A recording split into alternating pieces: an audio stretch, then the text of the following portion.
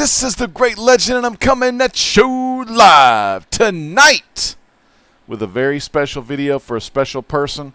Let me tell you a little background story. Well, I scratched my back. Kind of itchy. But anyway, not the way I wanted to open it up, with some back scratches.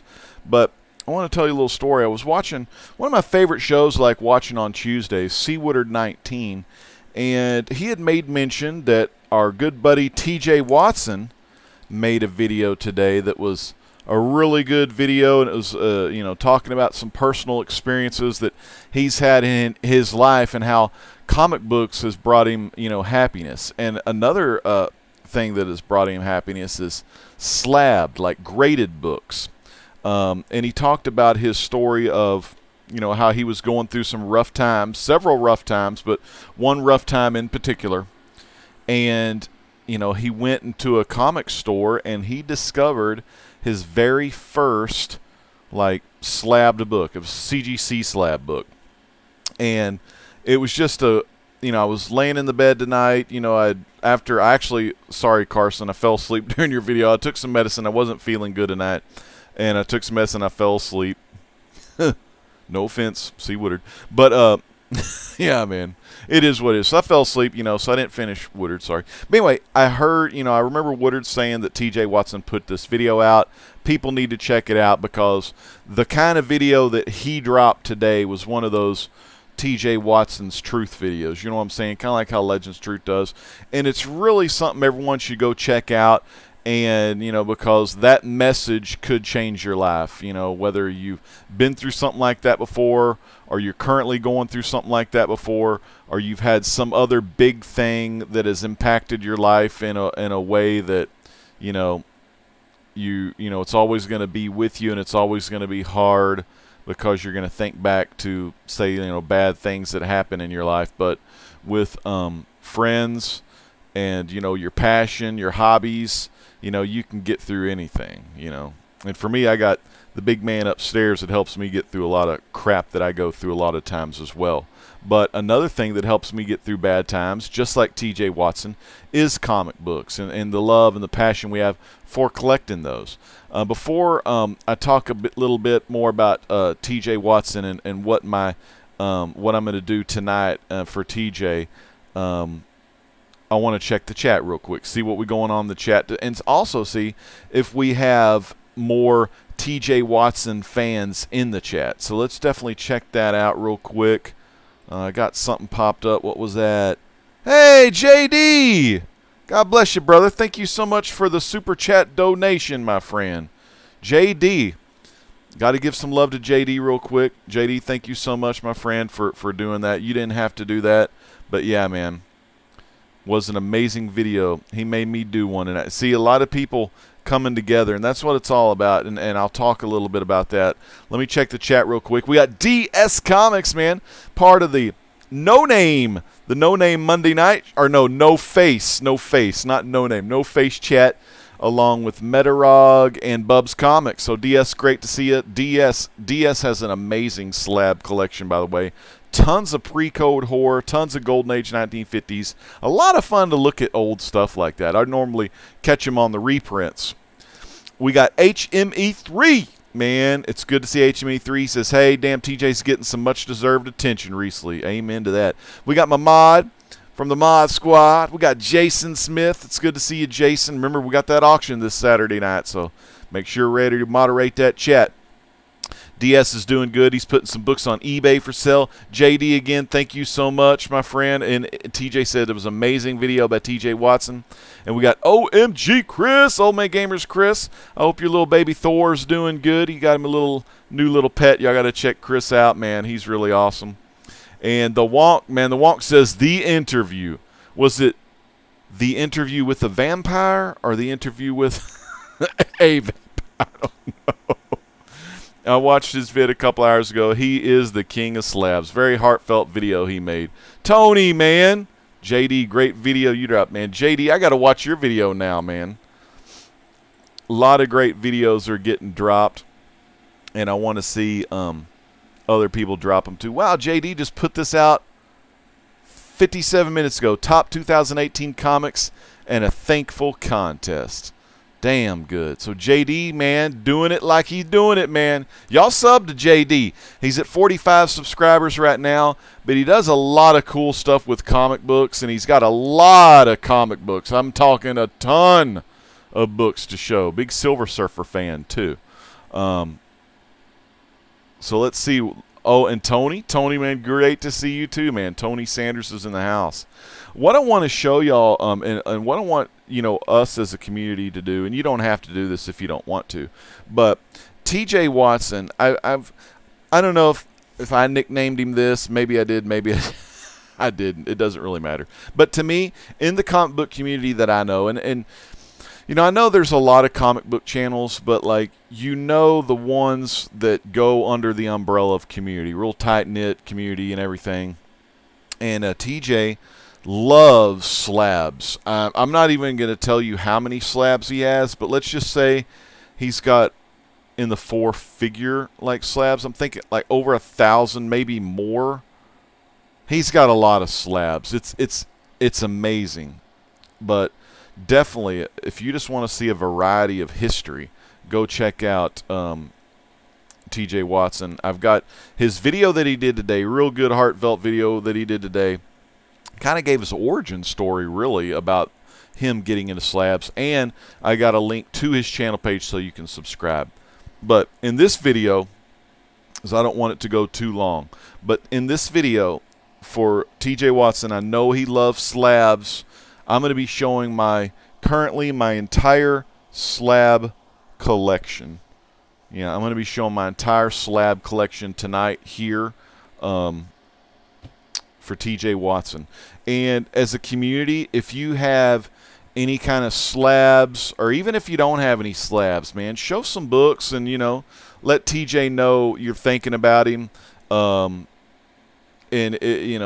Just by, and he mentioned this about our community, just by him watching other people in the community like have the same passion that he has, it makes him feel better. Say you're feeling down, having a bad day, you can turn on TJ, you can watch him show some slabs, you can watch Seawater 19 show some cool books and review some books. So in this comic book community, there's something for everybody.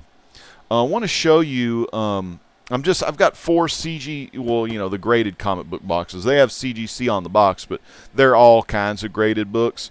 I'm going to show you these 3 first, because these 3 are books I plan on cracking open, just to have in the raw collection.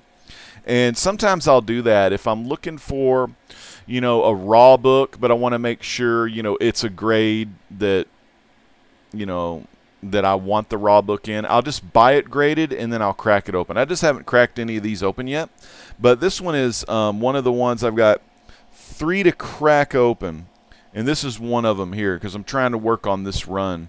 I don't know when I'll get it done, but slowly but surely. It's Plastic Man #1 from 1966. It's a 9.2 grade.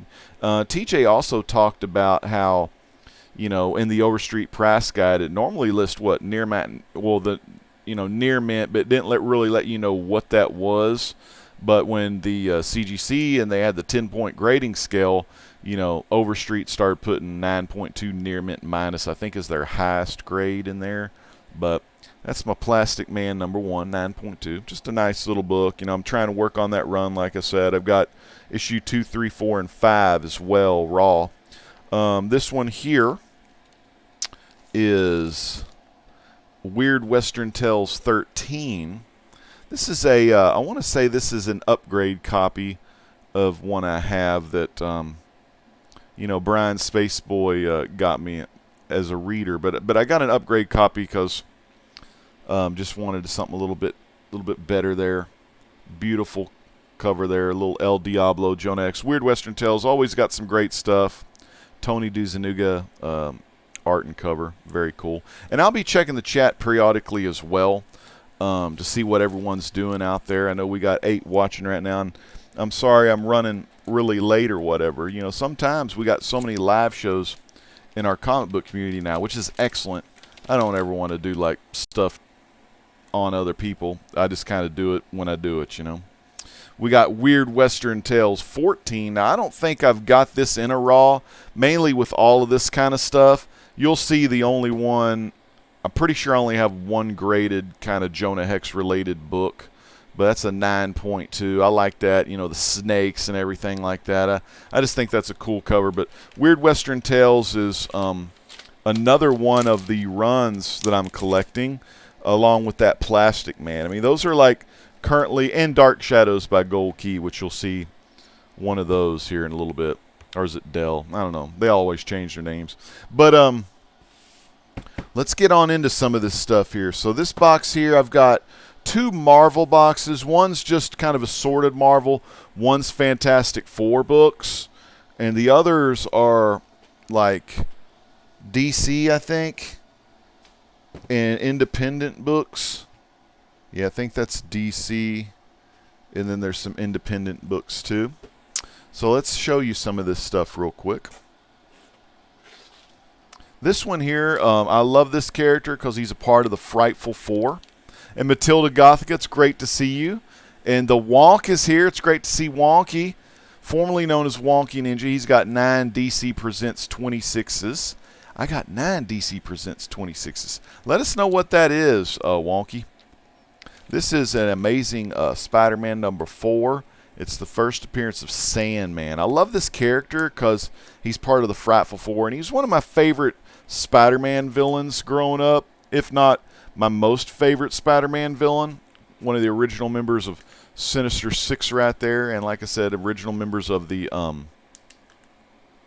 Frightful Four, which is, you know, the bad guy team to my Fantastic Four. A lot of you have been seeing this book, Volume 2 anyways, but this is Volume 1, 9.6, The Thing and the Man Thing. I love Marvel 2-in-1, The Thing and Man Thing. That's issue 1. Really cool book. Gil Kane and John Romita Sr. cover. I love this book. And then there was the 2 issues. I also have 2 issues before this, which were kind of test runs.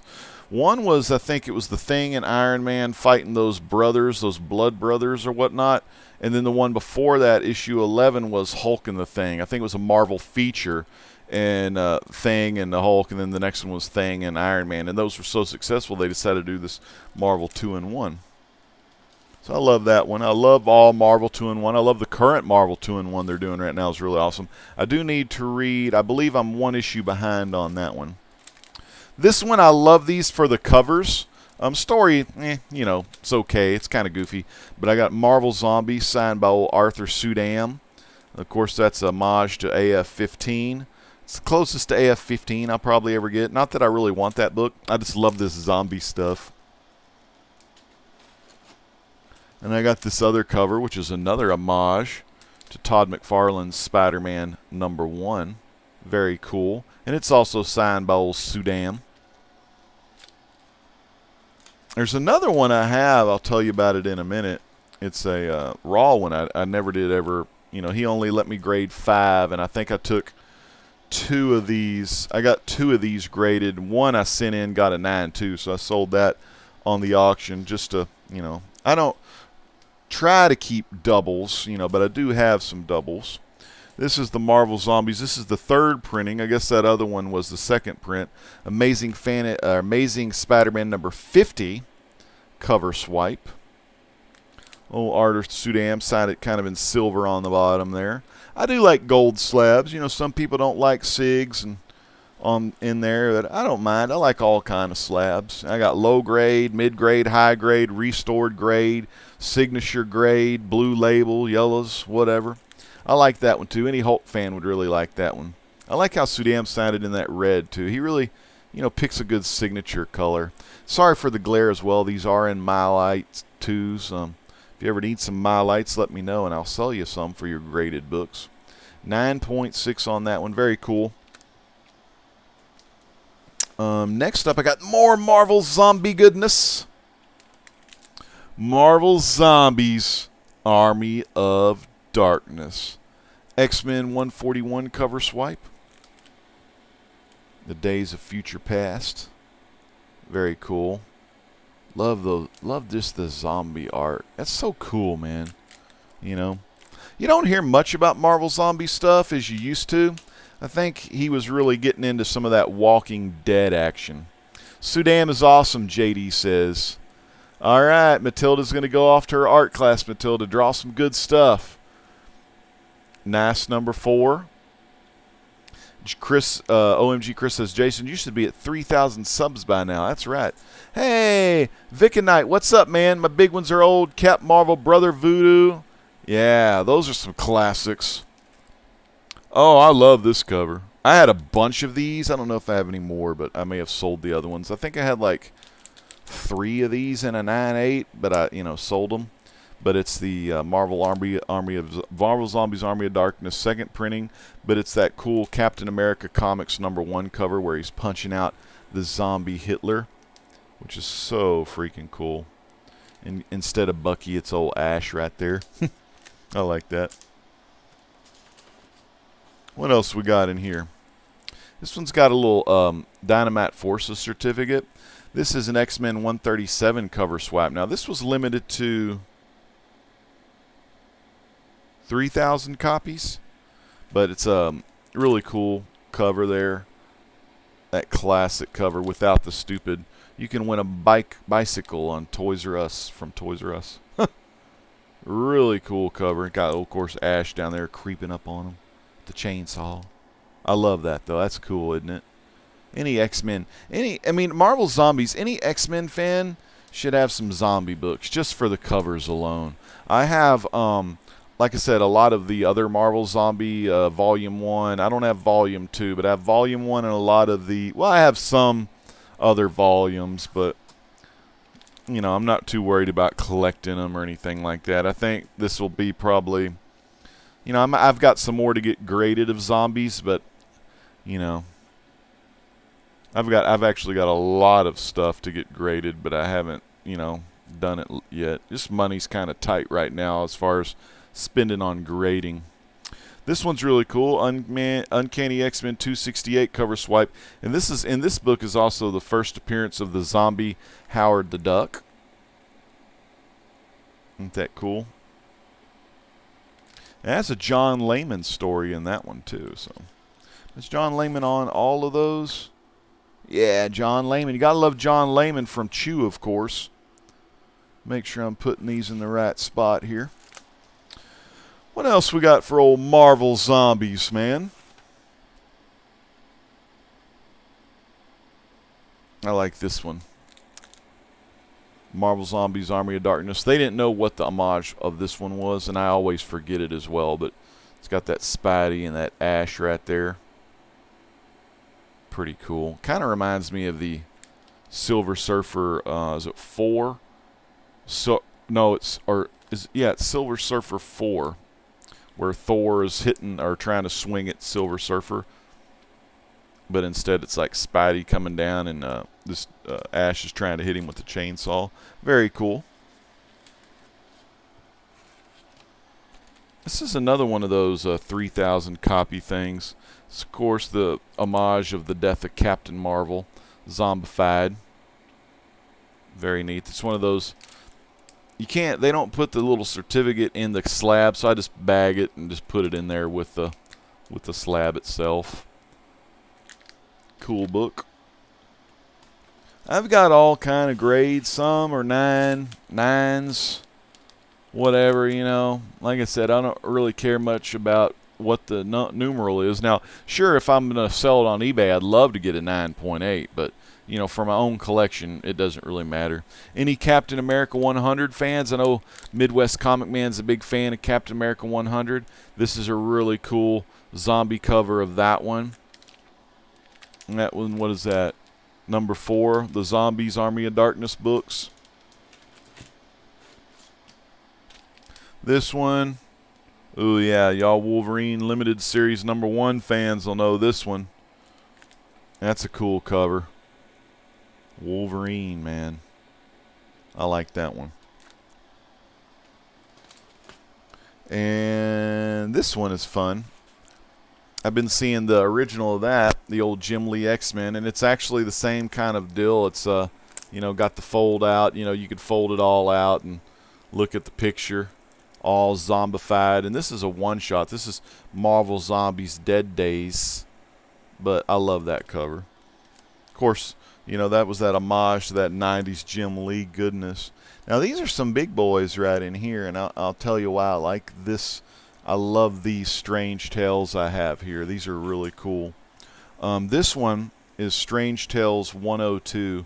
It's a really high grade. It's from the Don and Maggie Thompson collection, so it's one of those pedigree ones. But it's the first appearance of the Wizard, Bentley Whitman. I love this Wizard. There he is. You know, battling it out with a Human Torch. It's a beautiful book. 9/4, Wizard's first appearance. And, of course, you know, he leads the Frightful Four many times against the Fantastic Four. This one, you got another Frightful Four appearance. This is the first appearance of Paste Pot Pete. Later becomes the Trapster. There he is, shooting that gun of goo at the Human Torch. I love these Strange Tales books because they have some Human Torch stories. I've got a Marvel Masterworks. I like those. I have those in trade, and I made sure to get the Human Torch one that goes over a lot of his Strange Tales stories. Now, this book means a lot to me because this is the first time that Paste Pot Pete and the Wizard team up. It's the first team up of the Wizard and Paste Pot Pete.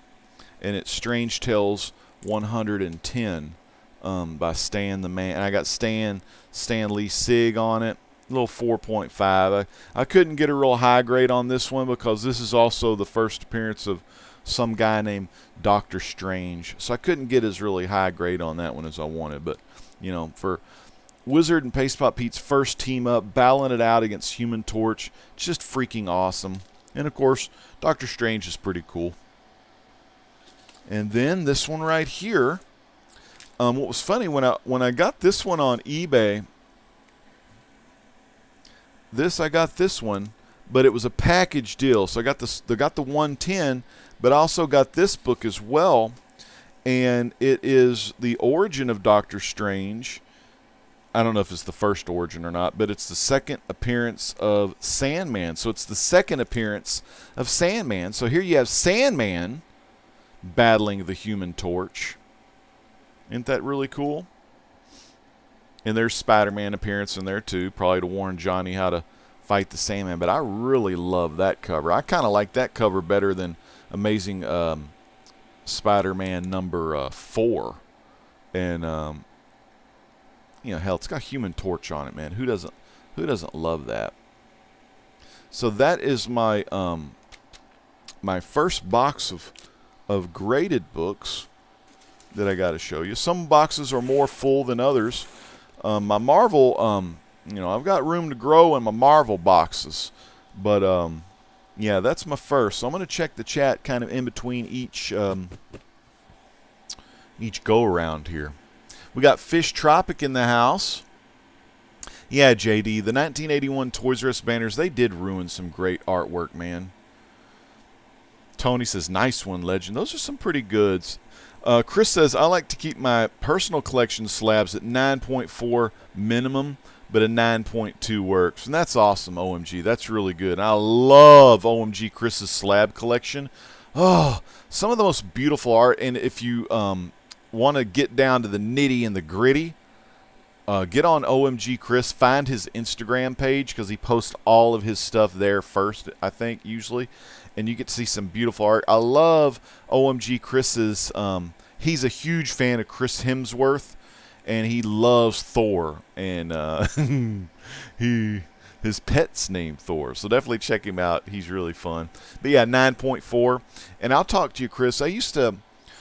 I don't know. It's hard, you know. If the slab looks good, I try to get my personal collection. I try to go 2.0 or higher on slabs. But if it's a nice 1.5 or 1.8, and I may even add some lower grade slab or lower grade books slabbed because they're really rare. I have a Three Stooges #2 from 1949 Jubilee Publishing. I think there's only 9 on the census. I've got 2 of those, but boy, they're really beat to hell. Maybe they'll get a 1.0. Maybe I hope they don't get a 0.5. All right, so let me kind of put this box on top of this box. I try not to stack these too tall. Well, that box is pretty full. So, oh man, and I tell you what, these boxes are so freaking heavy. Look at that. You can kind of see it wobbling. That's 3 high right there. All right, so let's look at our second box. Vic at Night says, I need to start doing that with my collection. Like, do you mean bagging them in Mylar or just kind of boxing them up? Okay, let's see. Yeah, JD says, great legends. I love the Strange Tales and the Paste Pot Pete. I love Paste Pot Pete. He's so cool. Just shooting like gluey, gummy substance at people. It's cool. DS Comics, the only caps that really interest me at this point are the Kirby, Schomburg, Alvison covers from the Golden Age. Once you get into the silver, Cap is an old man. Yeah. Well, I would love to have some Golden Age Cap. Legend, what's your Instagram? You know what? I don't have my Instagram on my my stuff here. I may replace my my YouTube thing with my Instagram. But my Instagram is just ArtAudi95, where the Great Legend's coming at you live from Instagram. It's at ArtAudi95, if you want to see. I don't post a lot on Instagram. I'm pretty lazy when it comes to that, though. I think 115 is the second Sandman. That's right, JD. That one is the second Sandman. And it's just a cool cover. Yeah. Second appearance of Sandman. That's right, JD. Really cool cover. That's a 5.0. It's kind of nice grade, man. Good 5.0. Can't go wrong with a 5.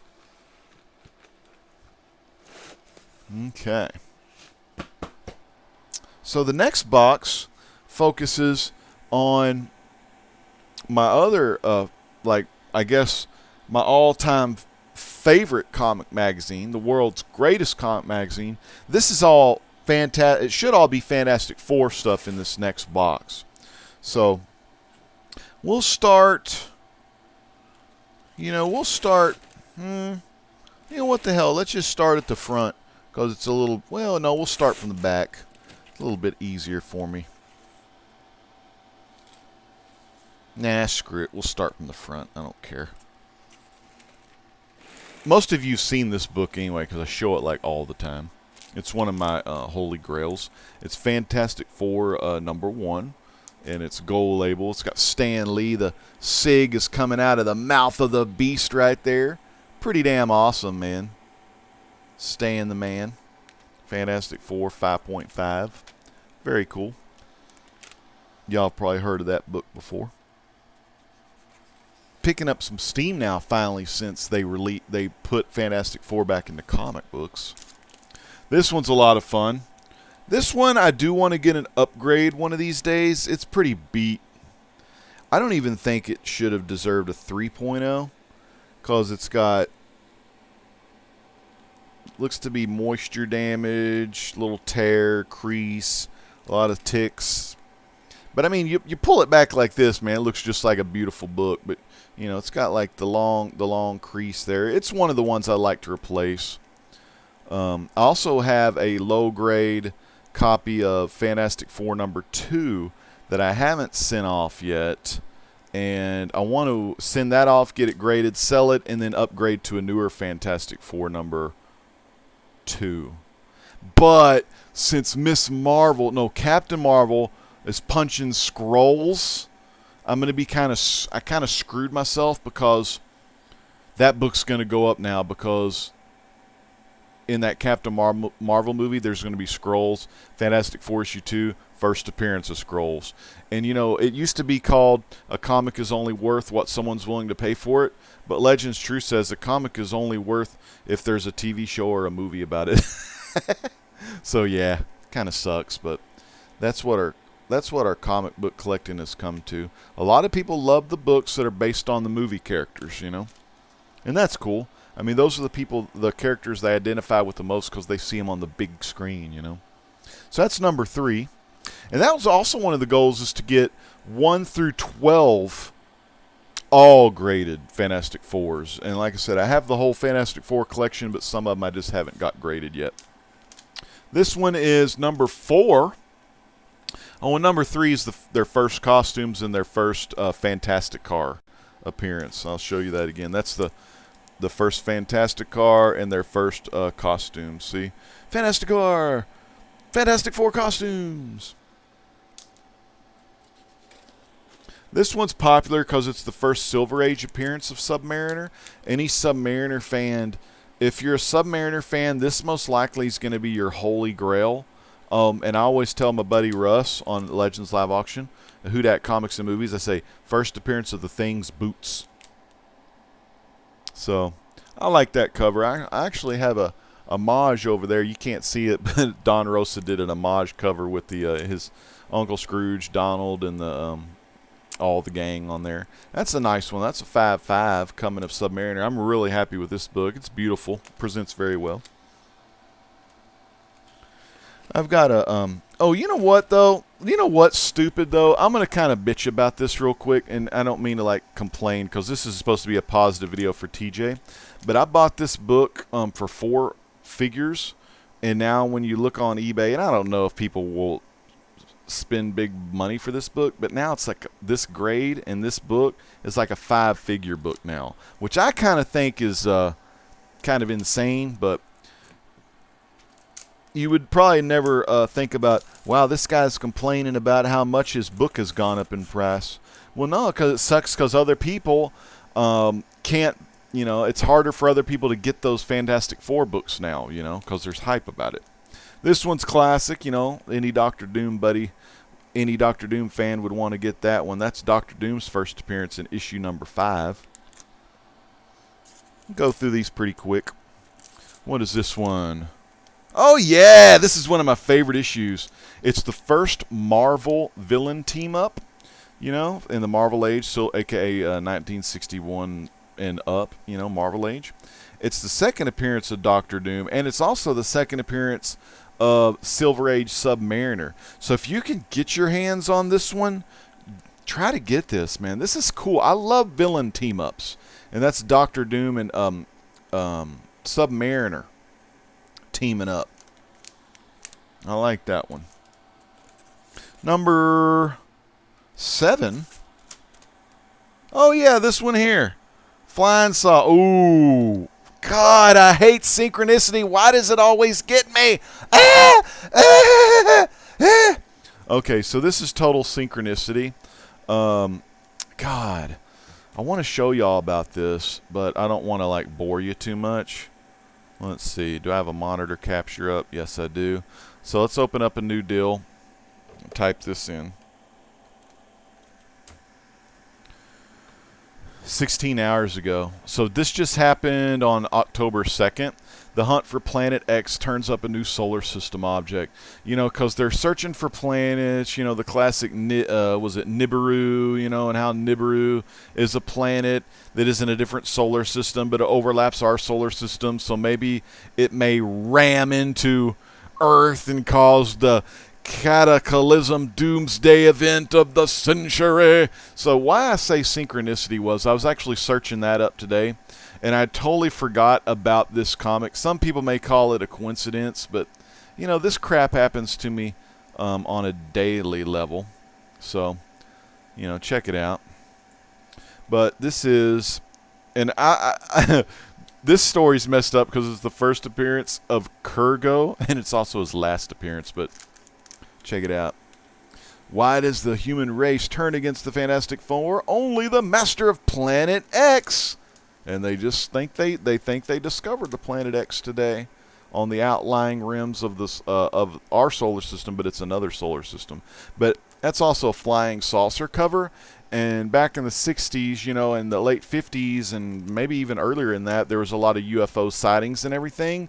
So doing saucers and space stuff for its time was really cool, because remember, Neil Armstrong didn't walk on the moon until 1969. So regardless, you know, a lot of parents may think, hey, these comic books are funny books, but in reality, these comic books tell the future. You may not think like, you know, see what I see as far as the visions go, but I got all kind of stuff like that. It's weird, but cool, you know. This one's number 10, so we skip 8, 9, and 11. What was Puppet Master? I got a nice 8 and 9, and then 9 is when Submariner kicks him out of the Baxter building. But I like this one because it has Stan and Jack on the cover. Very cool. That's number, what is that, number 10. Stan Lee and Jack Kirby also appear in the story. Ooh, and it's got an invisible girl pin up. Woohoo, sexy. And Reed's kind of a bad guy in this one, so you got to figure out what the hell's going on. Why is he evil? Now, this one is classic. Anytime, and, you know, another one I want to upgrade is issue 12, you know, the first run-in with the Hulk and Fantastic Four. I could probably, I probably got a 5.0 of it maybe, but, man, I'd really love to get an 8.0 or higher of that. I know it's going to, like, put a dent in my wallet. But I really love the first, pretty much the big one-on-one battle of Fantastic Four, number 25. It's Hulk versus Thing. Just a big, big battle, man. Talk about, like, Hogan Warrior, Andre Hogan, just Flair Steamboat, Machos. I mean, these are great. That's a great match right there. And I got the follow-up, number 26, where, you know, Fantastic Four, man, they couldn't handle it, so they got to call in the old Avengers. I like that cover, though. All the Avengers on there. Does it have Wasp in there? Yeah, there's a little old Wasp. Oh, and Giant Man. Thor. And Captain. Yeah, that's awesome. Avengers take over. This beanie's getting pretty hot. Oh! There it is. Now, one time, I think I still have multiple copies of this book just because Frightful Four, right? You know, I've got the first Sandman, first Paste Pot Pete, first Wizard. You know, well, of course, I got every Fantastic Four issue, but you got to have Medusa. And that's one of my favorite. This is one of my favorite covers of all time. I like how Sandman's wearing the purple shirt. But I love that book, The Attack of the Evil Frightful Four. And that's when all four of those baddies, you know, work together for the first time. That's actually one of my favorites of all time. What is this one? Ooh, and this one, this one was really, like, pretty popular because they made a TV show of it. This was a really hot book. And so was the next one for a while. But this is a CBCS 7.5. Among Us hide the Inhumans. Very cool. First Inhumans. So you got Medusa, first Inhumans. Then you got this guy. I didn't know. I didn't know this was this high of a grade, but that's a damn good grade actually. Sometimes I forget what grades of books I have because I'm just happy to have the book. But damn, that's a 9.2. That's Black Bolt's first appearance. That was that issue. 46. And a lot of the Fantastic Four, like, big books, you know, I always try to get them graded, you know. This one is the 48, the first appearance of the Silver Surfer and Galactus. That face is so funny. Look at that face there. Huh? He's like, it's Galactus, huh? So he's kind of waving them, but that's a classic because this 3-part series, I don't have number 50 graded. I got it raw, but that 3-part series was probably some of the best storytelling so far of the Marvel Age. The coming of Galactus and his herald Silver Surfer. And this is the follow-up. This is the first Silver Surfer on the cover, first Galactus on cover, first full appearance of Galactus. But really cool. I love that cover. It has big hands. They're shooting them lasers out of the hands, and the Fantastic Four are all running for their lives and getting beat up. Showing Norrin Rad some love, yeah.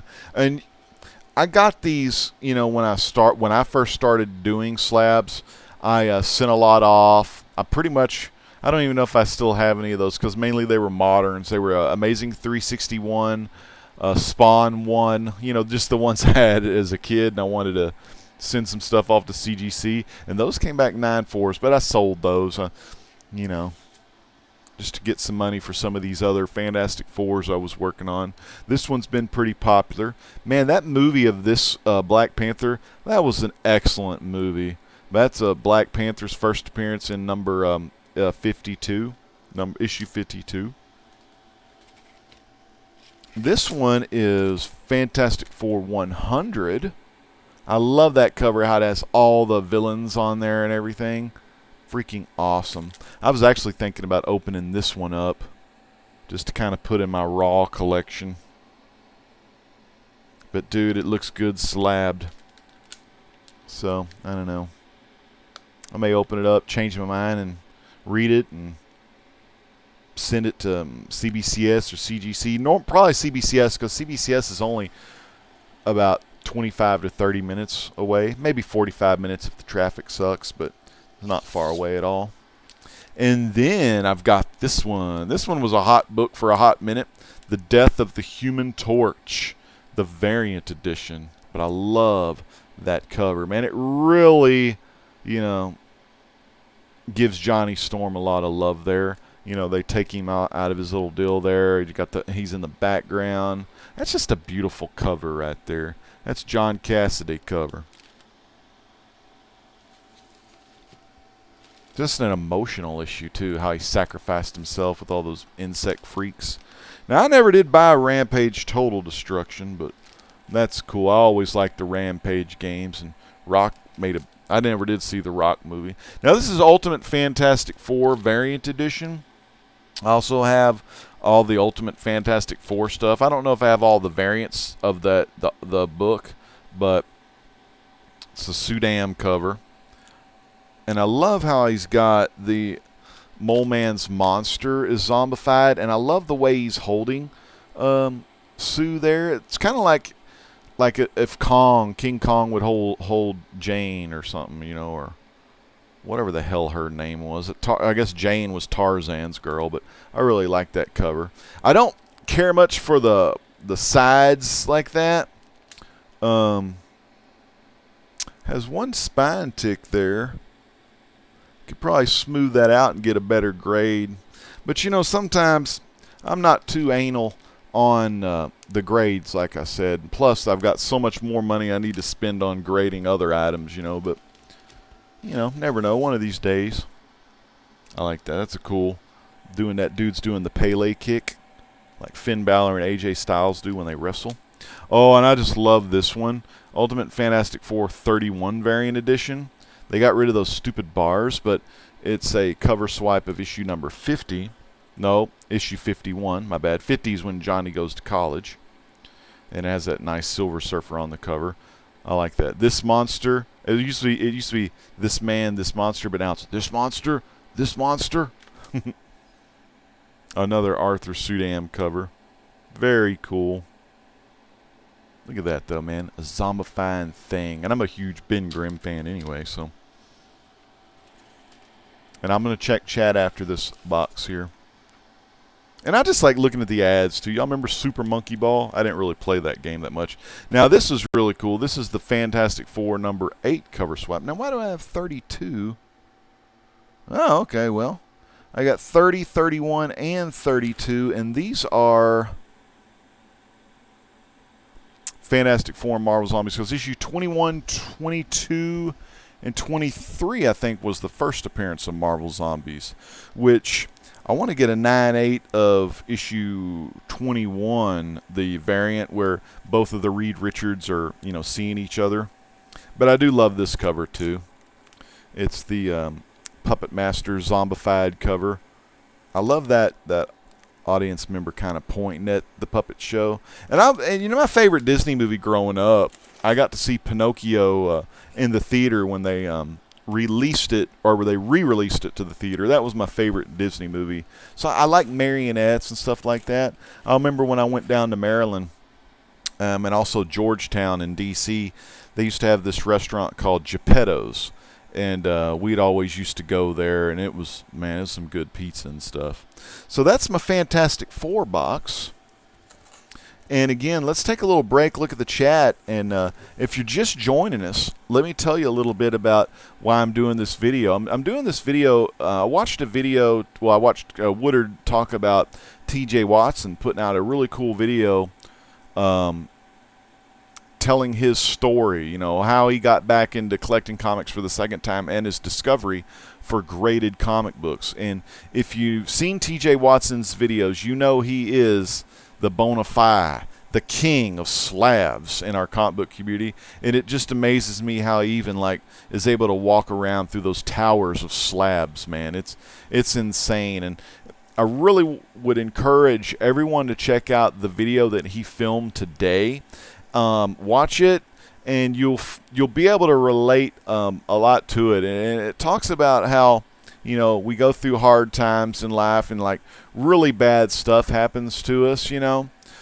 For me, I personally think when the worst of the worst happens, I think it's kind of like a test. To me, it's like God's testing me to see what kind of person, you know, I want to be. Do I want to, you know, just kind of, you know, stay down all the time, or do I want to fight, you know, the anger, that sadness, and overcome that adversity? And a lot of times, things that help us out are some of our hobbies and our passions. And TJ Watson's passion, if you watch his videos, man, it's all about comic books, slabs. You know, he's got so much joy, so much passion in what he shows on his channel. We've been lucky to have him on Comic Core before. I've hung out with him in a little after hour shows, after some of the live shows. Just a fun person to chat with and talk to and get to know. And we all, you know, everyone that I've talked to that has also met TJ, we all love you, TJ. And you're just one of our favorite people here in the community. And can't wait to get you on that auction show if you ever want to sell some of them slabs. I know sometimes it's hard to, you know, part with some of the books, you know. Let me make sure I'm not putting that. All right, so this is other Marvel books that aren't Fantastic Four.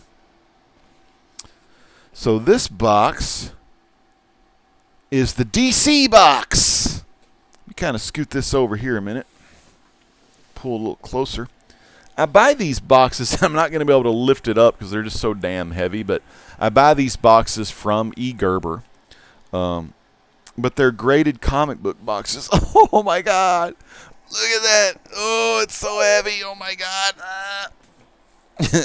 I really got to get this room clean. When I was pulling these boxes out of the closet, I was like, God, I got to clean this room. I have to step over. I got a big box of Popeye Mezco figures from, I guess, the early 2000s. And I need to hang them up on some thumbtacks or put them somewhere because they're in the way, you know, and I don't want to crush them or screw them up or anything. Let me check the chat real quick. I want to give a big shout out to my buddy Brian Space Boys in the house. We got Crawford Mason. Oh, okay, so Kindle like protectors for comics. Yeah, pretty much, man. They're like slabs, Crawford. They're like, you know, to protect like comic books. Whether you, you know, you can slab any kind of book. A lot of people slab their old books, you know, or books they think are worth a lot of money or whatnot. Some people slab books because they have a signature on a book, or some people will slab books because they have art drawn on the covers. So that's why a lot of people will slab books. Oh, okay, so Vic and Knight. Geppetto's is called Wildwood Italian Restaurant now. Same owners of Geppetto's. And Vic, is that the Baltimore location? I don't know. It seemed like years ago they closed the Georgetown one, and my uncle, well, he passed away. My aunt and uncle always used to take us there, but then they started taking us to the Maryland one because that was the last, you know, the other one that was open there. But yeah, Vic, let me know. That's really cool to know. I remember Geppetto's. There was one in Catonsville, Maryland, too. Maybe that was... I don't know how many they had in Maryland. Yeah, they protect them for you. Hey, we got JP all about comics. If you like horror stories, pick up the trade of Harrow County. I've heard some great Harrow County stuff, too. Crawford Mason. Yeah, we'll get you subbed up, Crawford. I want to make sure. I don't know if I have you subscribed yet. Let's go to your channel here. 5 subscribers. I'm going to subscribe you, Crawford. And if you have comic books or you have some stuff you like to show, you know, show that stuff, man. Show your passion, whatever it may be. All right, let me open up this one. I told y'all my love for Jonah Hex, didn't I? No, that's in okay, the Georgetown one. This is my Weird Western Tales number 10, first Jonah Hex, and this is just, I love this book. Man, I love Jonah Hex so much, and I just love these DC westerns. I love that stuff. Okay, now I got some good stuff here. This one was an expensive one to get. I don't know if it was rare. It's a one-shot. Harley and Poison Ivy make an appearance, but it's Batgirl Adventures number 1. I'm a huge fan of the Batman Adventure books, and I'm working on Batman Adventures Volume 2, which was I got most of the hard books of that volume. You'll see some here in a minute. But that's a really cool book. I love that cover.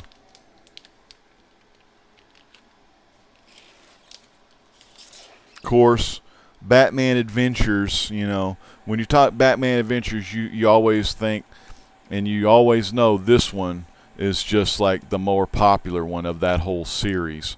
That's the Batman Adventures number 12. And that's the first appearance of Harley Quinn right there. That's a good book.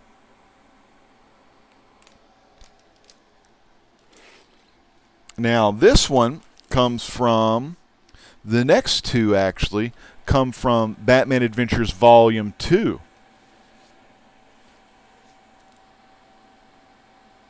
You want to talk passion. OMG's talking about that passion. Look at this passion.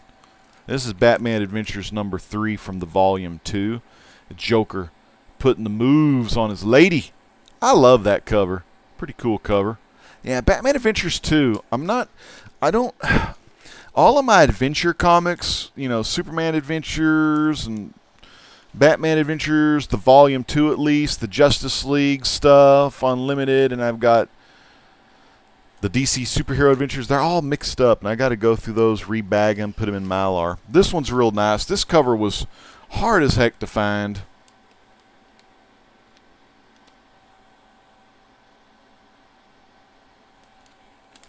And it's the Batman Adventures number 16, the wedding cake cover. And see, I was thinking about actually unslabbing both of those, but I probably won't, just because they're more, you know. I may get this one unslabbed and send it to CBCS or CGC and to see if there's anything they can mess with me on here. I wonder if and y'all give me some idea, like if I just sent CGC this book already in the slab, or if I sent it to took it down to CBCS, do you think they would give me a 9.8 for it? I mean, I don't see any flaws on it. Or do you think I should say, you know, have them press in-house just to kind of make sure I get a 9.8 back? I don't know. Y'all let me know if y'all know stuff about that. Like, have any of you ever sent a PGX slab already graded to CBCS or CGC, and did they ever give you a higher grade or the same grade? This one is classic.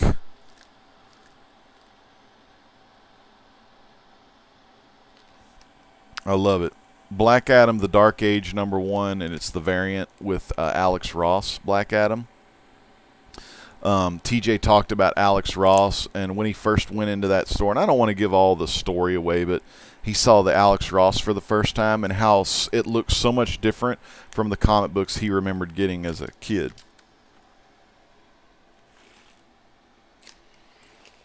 This character I fell in love with by watching the TV show, but I need to read the comics. He's also a kick-ass character in the Injustice 2 video game. It's the Black Lightning. He's freaking awesome. I got this whole run. Black Lightning. That's a good TV show, too. I thought that show on CW was like the sleeper hit, you know. This guy's getting some love, and I would love to one day get this whole run. I only got this. I didn't know much about the character, but he's a cool character, especially when he teams up with Ted Cord. And I got a really great deal on this. I bought this from Captain Cold Comics on one of the auctions back in the day. But it's the Booster Gold issue 1, and it's Booster Gold's first appearance. And he's getting a lot of love in that new book that came out, Heroes in Crisis. This is another one. I bought some of the other issues from Whodhat Comics, and I don't know what this is the first appearance and origin of Firestorm, Ronnie Raymond, and Dr. Martin Stein, and Danton Black, a.k.a. Multiplex. That's a nice cover. 9/4 Firestorm Nuclear Man. So I kind of want to get more of these back issues as well. Oh, and there's another one. I love this next series. I try to get everything I can find related to these characters, because a lot of these are quality comics characters, and this is Freedom Fighters number 1, 9.6. I also have their Freedom Fighters first appearance as a team. It's in Justice Society or Justice League of America. I can't remember which one it is, but there are 2 back-to-back issues where Freedom Fighters cross over and talk to the Justice League and get them to help fight the Nazis on Earth X, a.k.a. Planet X.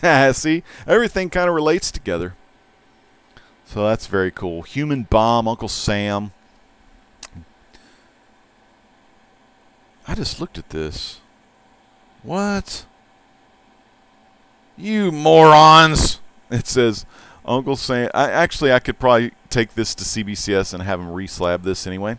But Uncle Sam, Phantom Lady, Human Bomb, Ray, Dollman, and Back Condor begins. Back Condor? Back Condor? It's supposed to be Black Condor. Freaking, what's that guy's name? Steve Borak. Steve Borak. Steve Borak. Bro, it's Black Condor, not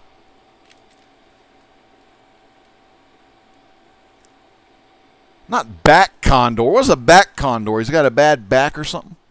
But anyways, I love Freedom Fighters. Ooh, I love this one. This was hard to get a 9.8. And I had a 9, I think I had a 9.6 and another 9.8 that I sold. He-Man Thundercats foil exclusive. What was that exclusive to? Just convention exclusive edition. Hard to get a 9.8 on one of those foil covers. That's so cool though. I love that stuff. He-Man and Thundercats. I'm sad though. I sold my He-Man Funkos, and I'm going to be selling my Thundercat Funkos pretty soon, just to get rid of some Funkos and get rid of some stuff in the room here. These next two I'll kind of show together. And I want to give a big shout out to Comics Addiction is in the house. What's up, Jay? Chillin', just got on. Both my kids are snoring. They all grade differently. Yeah, they all do, I guess. You know, I mean, it's just up to whatever grader's grading at the time. Not necessarily say, like, one company's better than the other. Actually, I think PGX only has one grader. I think he just, like, grades in his house. So he could put a 9.8 on anything he wanted and then sell it on eBay for a pretty high dollar amount, which I think he's done. And there's some other shenanigans. I won't send any books to a PGX, but I'll buy books that I usually intend to crack open. I just think it's too risky, you know. This one's really cool. Now, if one day I can get this in a 9.8, I will, or a higher grade. But it's Action Comics 421, and it's the first appearance of Captain Strong. Captain Strong, who does he look like? He looks like my boy Popeye the Sailor Man is who he looks like. And that's just a fun story, too. And I got a homage cover. Homage cover, you say? Yeah, an homage cover to Captain Strong. Look what he says here. Who you kidding? Change into Superman in a phone booth. Look at this one. This is Harley Quinn number 18. He says, "Who you kidding, Harley Quinn? Hiding from me in a phone booth?" And Harley says, "What the hell is a phone booth?" I love it. You know, I'm a huge Popeye the Sailor fan, so. And I just guess I had that close to the H for Harley. Well, Harley ought to go in front of He-Man, though. So let me put you in front of there. Now, here's a character I've talked about in some videos. Commandy, the last boy on Earth. I love Commandy, man. Commandy's awesome. That's a 9/8 Commandy. I just love that story. Now, I need to reread all these. I've only read the first 5 issues, and then I started reading some modern stuff. But I need to get back into reading some back issues. That's Commandy. Now, I sold 2 of these on JP's live auction last week, but I've got 2 more, and I've got multiple raw of this book. Think about 3 raw of each cover. And, of course, New Superman number 1, cover A and cover B. I kind of prefer cover B. But I love New Superman. That was just an excellent comic book, and how it changed into New Superman and the Chinese freedom fighters and stuff. What an epic comic. Okay, and I've got... This is... I don't show this one a lot, but it's one of my holy grails, you know. The first appearance of the Phantom Stranger from the Golden Age, 4/5, man. First Phantom Stranger. Very hard book to find. This Golden Age Phantom Stranger, it ran 6 issues, and then afterwards he appeared in Showcase number 80, which I think I've got in there. And then he got his a second series, a second volume. But I love Phantom Stranger. Oh, JD, love me some Commandy. And OMG says, I know YouTubers who buy PGX, they crack and press them, submit them to CGC, and will, on average, usually like resell them on eBay. Yeah, you know. And see, I don't know, you know, if I crack some of these on these things, I don't know if I'll like submit them. Like those 3 there, I'm definitely putting in the raw area. I mean, those Batman Adventures ones, I could send to CBCS or CGC. Most likely CBCS because, like I said, I can drop them off and pick them up and avoid a lot of the shipping charges. So that's what I'll most likely do. Even though I think they're improving their times. I think their time's about 4 to 5 months.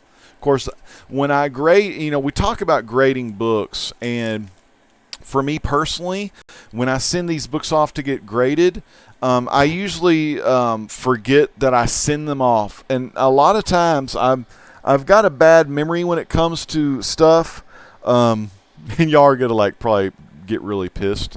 I love comic books, but they're not like life important to me, or you know, they're not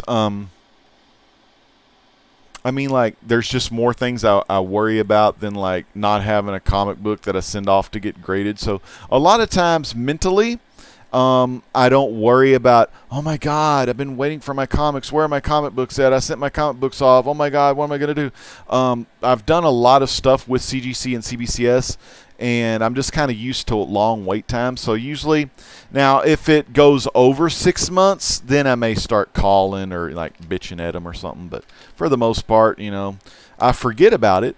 And then 6, 7, 8 months, however long it is, or if it's CGC, 3 months usually, then I get the books. I'm like, damn, I'm so pumped. Now I could show these, you know, on YouTube. Or like, I totally forgot I even sent that crap off. But anyway, that's fantastic. Or no, this is Phantom Stranger number 1. One of the hardest books. It took me a while to get that one. All of my Phantom Stranger Volume 1 comes from Comic Link. The next one. Is this the one? Yeah, this one here. Phantom Stranger Golden Age #2. So the second of 6 of the Golden Age. That's #2. I love that cover. That's a John. Who's this cover? Doesn't even say. No, it does say. Infantino and John Giunta. Probably botched that name, but oh well. Very cool, though. Phantom Stranger #2. Continuing, we got Phantom Stranger #3. Now, I love this cover. And these are really great grades for these books. Because a lot of these books, you don't get a really high grade. These are some awesome grades, I think. That's #3. More Infantino. And this one also, Cy Berry on the help of the cover. Really cool. I got one down here. Yeah, this one here. #4, Phantom Stranger Golden Age. I also have his Volume 2 raw copies. You know, those are my readers. A lot of the book, pretty much all of these in the first 6 issues, they get reprinted anyway in Volume 2. So that's what, 4? Ooh, am I running out of room in here? Come on. Give me one more little slot here. Because I have another issue down there. Is this the Doctor? What has #13 on here? It's got 2 one-page features by Mort Drucker. I don't know if those are just text or illustrated as well, but this is #5. Phantom Stranger Golden Age. Is he man or ghost? Phantom Stranger. And there is #6. Now, this is an upgrade. I think I had a 4.0 restored, but I went and upgraded this. And I sold my restored, I want to say possibly, I can't remember who I sold it to. Maybe Joker 68? I'm not sure, but man, he got a steal of a deal. I think he only paid like a couple, maybe 100, maybe 200. And this is the last issue of that Golden Age run. So I got all the issues of the Golden Age. And I love that cover, how it's like that doorway in the sky and the hands creeping through it. Yeah, this DC box is freaking full. So I have a lot more of these boxes as well. So if I ever do get more slabs, which I will eventually, though, there's always more slabs, you know. Okay. I don't know what my next box is down there. Here's one y'all know. I've showed this multiple times. That's my Showcase 22, first appearance of Hal Jordan. Good book. I sold my 4/5 that I had of that one.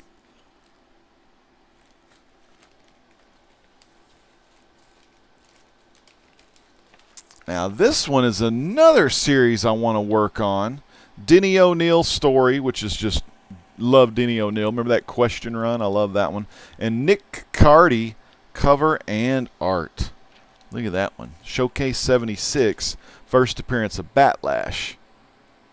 Kind of like a Han Solo. You know, he could, you know, sway the ladies, but, you know, he's kind of a scoundrel himself. So I love that one. And I got a raw copy of that one that got damaged in the mail, and I got it for a freaking steal. It must have been like under $10, and it was very fine. I'm talking like maybe, well, I'm talking it was closer to like 8.5, maybe 9.0, but it got kind of bent in the mail, so I'm going to send that to Midwest Comic Man one of these years. And then, I got my other ones? Yeah, I got these two. I'm a huge fan of this character, and C. Woodard talked about this character today. It's the first Animal Man, Buddy Baker. And that's Strange Adventures 180. Now, I thought I had a Showcase 80 here. Did I miss my Showcase 80? Batlash is 76. Let me show you Showcase 80. I missed this one. This is the first Silver Age appearance of Phantom Stranger and Dr. 13. That's a nice grade, that 9.4. And, of course, after this, it went into the second volume. which would have been in the 70s. That's February of 69. So I don't know. I don't know my dates very well, but Phantom Stranger, more Phantom Stranger. So Phantom Stranger is another one of those where I'm working on, and I'm pretty sure I have every single Phantom Stranger solo kind of book and combo book that's out. But I love Phantom Stranger. I love Animal Man. Let me show you this Animal Man again. I love Plastic Man. I love all kind of stuff. I don't, a lot of people loves their Spider-Man, Batman, stuff like that. And I love those guys too, but I really love the other characters, kind of like the B and C characters. Show you this again. This is a high grade for this book as well. The Animal Man first appearance. I was the man with animal powers. Love that stuff, man. Okay, then I also have in Raw, and I have those to get graded. I have the second Animal Man. This one I think I want to say this is the third appearance of Animal Man. Now you can see a lot of my Raw Animal Man on my Instagram, but this is the first appearance in costume. See right there. And it's got an Immortal Man backup story. That's first costume. That's that's Strange Adventures 190. And my last DC book is Superman Adventures number 5. And I got to get a piece of crap out of this one. When you put these in Mylar, what Mylar does is sometimes it acts as like a static electricity magnet. And sometimes crap can get in your Mylar bag, man. I don't want this to scratch the case, but I'll show you what this is. Where did that damn thing go? There it is right there. Let me get that out of there. Come on out of there, you little piece of fuzz. There we go. Got to suck the air out, pushed against my chest here.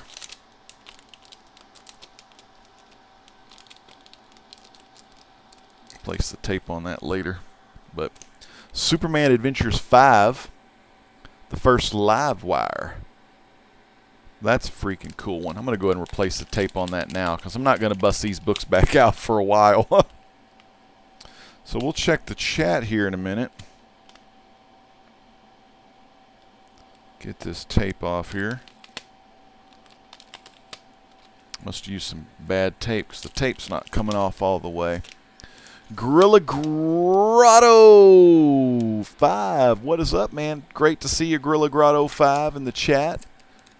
Comics with Bueller, I understand that, but the chat wasn't inviting me either. No one said anything to me. Huh. Crawford, what's going on, buddy? Comics with Bueller, congratulations. I need to see if he's in our chat right now. Man, damn it, I'm just going to have to get a new bag for this. But, Comics Bueller Bueller is great. His chat room just gets blasted, but he's an awesome person. People here have, and we love comics chat to talk to me. Well, we're sorry, Crawford. Sometimes it's really hard to check the chat on some of the bigger channels like Comics with Bueller.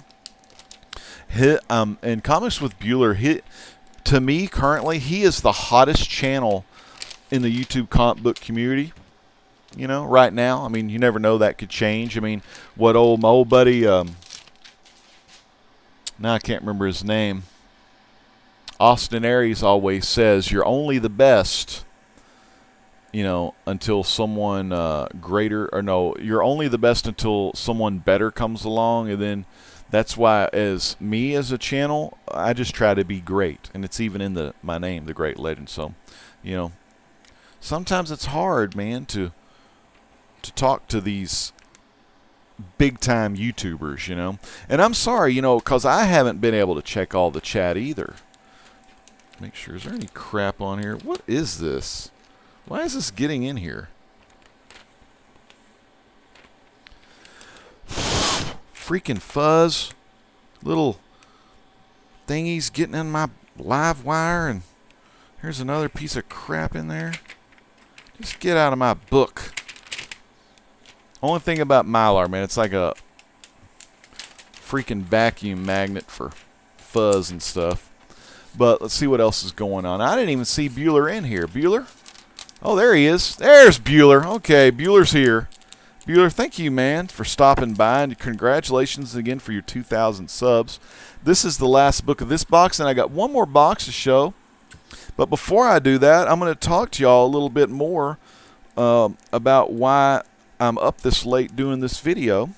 I had watched C. Woodard 19 today, as I normally do on Tuesday nights. I love C. Woodard, and I used to do a live comic book show every Friday called, I think I may have just called it Comic Book Friday. And then, of course, I just started calling all my comic book videos The Great Legend Show, and I usually just put a date on them. You know, The Great Legend Show with a date, and I know that's not a flashy title or a flashy thumbnail. But my problem is, a lot of times in things that I do, I get complacent in what I do, you know, and I don't really mind it, though, you know, because I enjoy what I do. You know, I'm not looking to grow too much. Although we are on our road to 5K. I mean, I do want to hit 5,000 subs one of these years. Let me kind of scoot out of the way. Don't want to scoot too much out of the way since I got my underwears on. You know what I mean? Let me see if this box is packed. Oh my God! Oh. Okay, don't. Oh, it's kind of wobbly. Let's see what we got in here. Oh, these books. Yeah, these are some great books too. Okay. Just hope this box doesn't fall over. Hey, Real Comic Book Talk is here. What's going on, guys? Great to see y'all, man. We got some late night viewers tonight. But again, before I show you my last box, big shout out to Real Comic Talk, Comics Addiction. There are so many channels that will showcase so many great books. That's what Comics Addiction says. Crawford, Golden Age is 1930. Okay, so Crawford's asking some questions. Crawford, thank you so much for being here, and thank you so much for asking all these questions. And I can vouch for everyone in this chat over here that they can all help you with all this stuff. Oh, Gorilla Grotto 5 or Gorilla Grotto 5 says, The Boy Who Had 7 is a good channel. That it is. I'm sub to that channel. And I don't get to watch as many videos as I watch because I get pretty tired and stuff, but I do love watching other people's videos. And Gorilla Grotto, I just subbed you up. And Gorilla Grotto's actually one of my favorite characters on Injustice 2. I kick some butt with that character. LP will tell you. All right, let me get back. And tonight I'm doing this for our brother, TJ Watson. He made a phenomenal video today, really sharing his story and sharing how much comics mean to him. And it's a video in the video description below. I highly recommend all of you check out TJ Watson's video and check out his channel. I mean, he's the King of Slabs. He's got tons of slabs. So if you're a fan of graded books or just a fan of seeing things you've may never have seen before, check him out.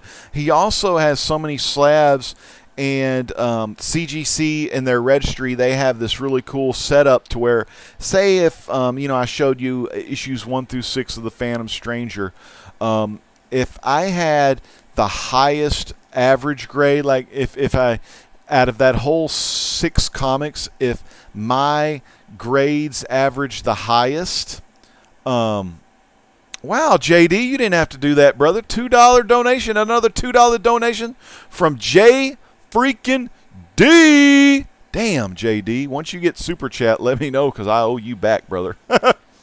JD, thank you so much, man. God bless you.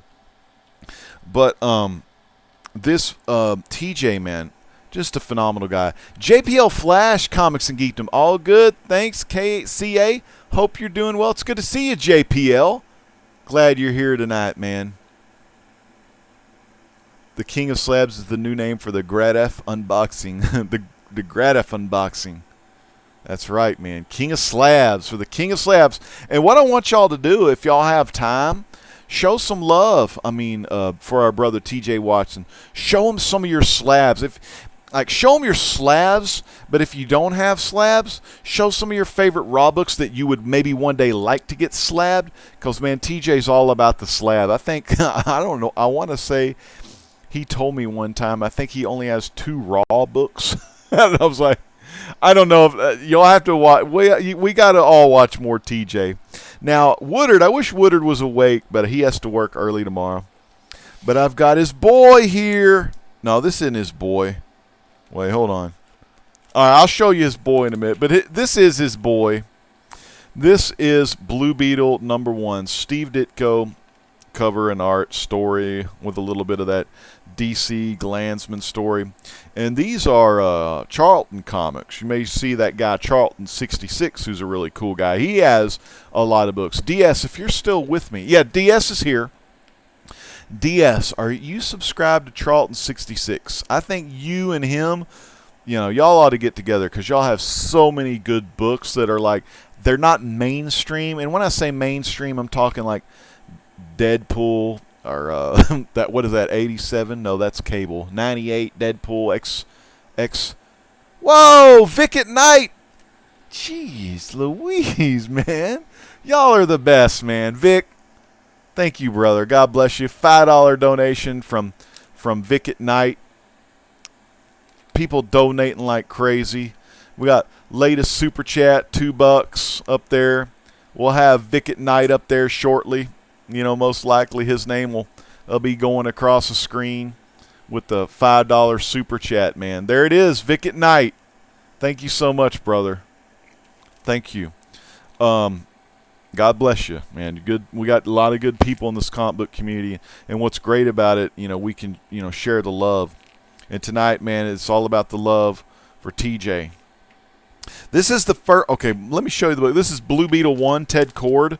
The Blue Beetle series. I don't know what volume this is because we had Dan Garrett in the Golden Age, which I love those, but I just don't have any. I mean, it's to the point in my comic book collecting career. I call it a career, but I'm really trying to wind it down. I say wind it down. I want to sell a lot of books because I don't have a lot of room anymore, and I want to sell a lot of modern, but keep, my favorites like Denny O'Neill's Question Run, all of my Shazam stuff, Commandy, OMAC, Jack Kirby, Dark Shadows, Popeye Comics, which most of my Popeye comics are reprints. I've got all kind of fun hidden gems, But this is Blue Beetle 1. This one, I don't have a lot of Charlton comics because it's just so hard to find these in good condition. But this is the first appearance of The Question. Y'all know The Question. Woodard talked about The Question tonight, too, in the series that he's going to reread called 52, which came out after Infinite Crisis. And was it the Prelude or the Countdown Infinite Crisis? Or was it just called Crisis? I don't know. It's the one where Ted Cord gets shot in the head by that one guy because he finds out some stuff and he goes to Superman, Wonder Woman, and Batman. It's just an epic story. I love that story. It's also, you get the first appearance of Jaime Reyes. You get all the cover A's are done by Jim Lee. All the cover B's are done by George Perez. But that's Blue Beetle 1, first appearance of Question. For these, I have the DC Archive collections for Blue Beetle, this guy, Captain Atom. And why isn't this going down? Oh, wait. I got a piece of box in the way here. And The Question. I got those DC Archives are really cool. And there are a lot of Ditko goodness. Now, this one is Captain Atom number 83.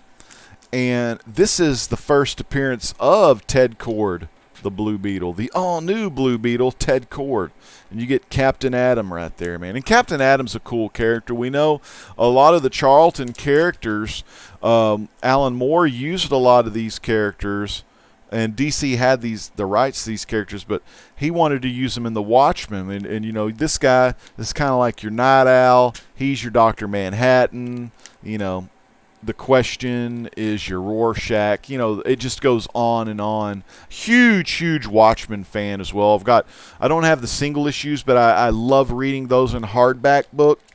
And I got Before Watchmen in hardback book that I never did read yet. So I've got so much to read on my bookshelf back there. And it's to the point in my comic book collecting days now, like there's so many different ways to collect comics and, you know, build up your hobby. Slabs, raw books, runs, variant covers, lenticular covers, villain covers. Maybe you're like my buddy William Thorg and you only want to collect a single or number one issues. I love hardback books. I love collected books. I love trades. I love it all, you know. This one I have all 6 of the Omnivore editions. Each Omnivore edition has 10 issues in it. But I had to get this one just to have in my collection. And it's number 1 of Chew. I love Tony Chu. I love the storyline, and it's 9/8. I had to get this. Love this book so much. Oh, but you know what? One of my Heritage Auctions purchases, and I don't normally do a lot of Heritage Auctions because the buyer premium will really kick your butt if you don't go in there with a game plan. But check it out. Barnabas Collins. Dark Shadows #1 gold key. Woo! So yeah, this is a run I'm trying to complete. I love Dark Shadows. I just finished all 1,245 episodes from the 1966 to 71 Dark Shadows soap opera that ABC put out in the later 60s, early 70s. Love that soap opera so much. Oh my God. Like, I thought Days of Our Lives was cool when I was a kid, but this also has the poster attached. But it's Barnabas Collins when he gets to Collinwood, and he is standing in front of his portrait there, which is right there. I broke into Collinwood. Come on. Who wouldn't? Love this book, though. I mean, you know, so many people have different grails, and a lot of people probably won't think this is a grail, but man, it almost kind of brings tears to my eyes because I love this book so much. I know that may sound stupid, but look at that, man. He's on the back there. Man, so cool. Now, here is another cool one. Another thing I'm trying to do. Hey, Vic, you heading to bed, brother? Good night, Vic. I can't tip $2. That's all right, Vic. We still love you anyway. This one is 4-color number 17 by Dell Publishing. And I want to say, I don't know if this is the first Popeye book of 4-color volume 2. I've got 4-color, I think it's number 13, 11. I can't remember the number, but I got the first Popeye book from 4-color volume 1. I want to have some work done and then get it sent in. But I love this. This is the, some of you may have never seen this. I know TJ's seen it, but it's the original CGC label, you know. And they said back then when they did the original label, a lot of people say they graded harder, but this is from 1942, and it's a 7.0, so really cool. It's Popeye and Wimpy there. And these are basically E.C. Seeger reprints in these. The farther you get through 4-color volume 2, you get the Bud Sagendorf stuff, which is E.C. Seeger's kind of like, what do you want to say? His Sagendorf's like the Padawan to E.C. Seeger if Seeger was a Jedi. There it is. That $5 up there. Vic at Night. $5. Danke. Gotta love the Germany. Yeah, Vic, we still love you. You may not donate 2, but you donate 5. You still have a few of the old labels, JD? That's freaking cool, man. Yeah, I don't ever want to re-slab those because that's history. You know, who knows? Yeah, Legend, I like that. Oh, the Jason versus Leatherface. You saw that. That premiered in my my very first comic book video I did. I want to say it was in 2011, maybe 2012, The Great Legends Guide to Comic Book Collecting. Those were from 1995. I missed the boat on it originally because I didn't have a pull list, but I was able to get those off eBay in around 1999. Is that when eBay? Did I get on eBay? Yeah, I got on eBay in February of 99, and I was able to get all 3 of those. And those I do want to press and get graded just because I love Leatherface a lot. Now, this is a really cool one. This is a Golden Age book. It's Police Comics #1. You get the first appearance of Phantom Lady, Firebrand, and the Human Bomb. So you get some quality comics goodness here. Phantom Lady and Human Bomb, of course, two of my favorite freedom fighters.